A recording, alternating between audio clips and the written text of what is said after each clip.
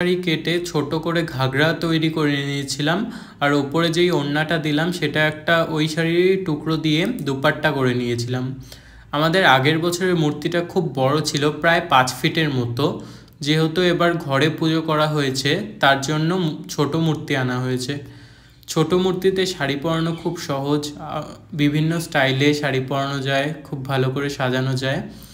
আর মাকে যেসব গয়না পরালাম সেই সমস্ত গয়না আপনারা আমার কাছেই পেয়ে যাবেন।